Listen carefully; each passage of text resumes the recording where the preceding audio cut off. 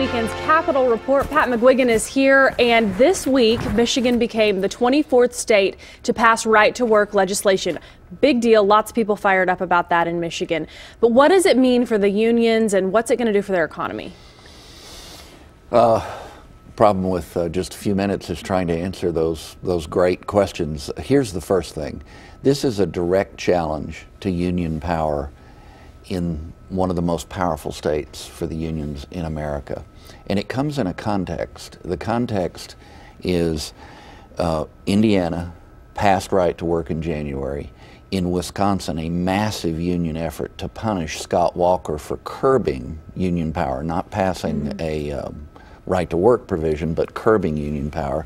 And now this in Michigan, all within a year, all within the so-called Rust Belt. So we're not talking ancient history, and we're not talking southern states, most of which have already taken this step, like Oklahoma did.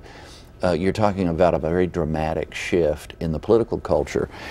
The union leaders probably went a bridge too far, and to some extent brought this on themselves.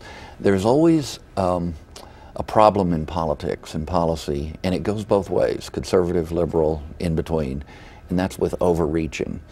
They tried to pass Proposition 2 in Michigan, and the governor and others begged them not to force that fight.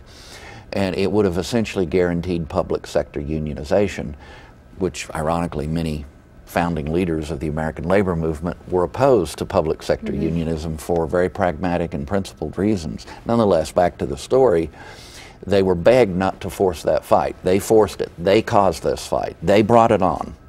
They were feeling so bold and confident. Well, here's what happened. Barack Obama carried the state 53% of the vote.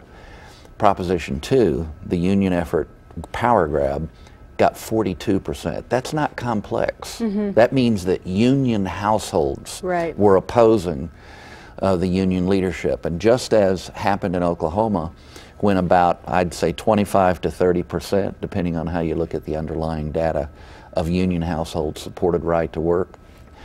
If this battle is forced in a voting setting, the same thing will happen.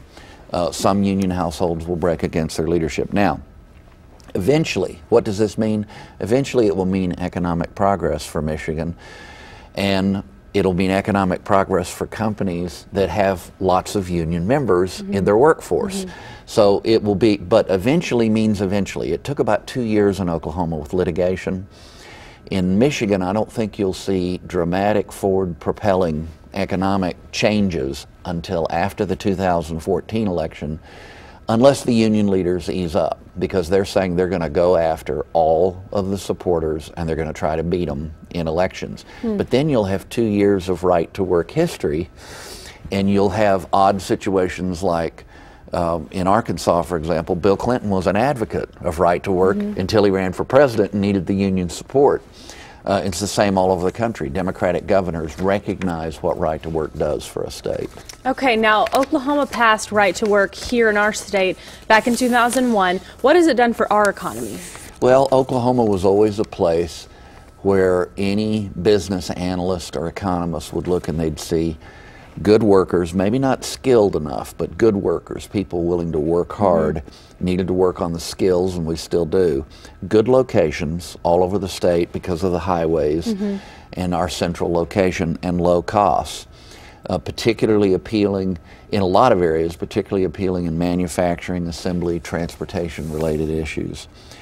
What passage of right to work in Oklahoma did was it guaranteed freedom for workers. Individuals like myself, when I was teaching, I could not join the American Federation of Teachers because of my philosophical disagreements with their positions on a whole lot of issues. So it gave workers a right to choose.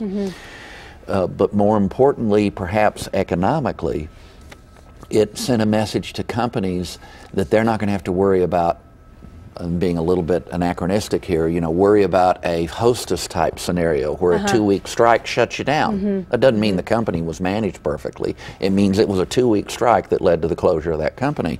Productivity is up in Oklahoma. Manufacturing and GDP has improved. For a while, Oklahoma actually led the country in manufacturing jobs. We're seeing a reverse grapes of wrath with people coming back from California. This is historic stuff. 5.2% unemployment in Oklahoma versus 7.7% nationally.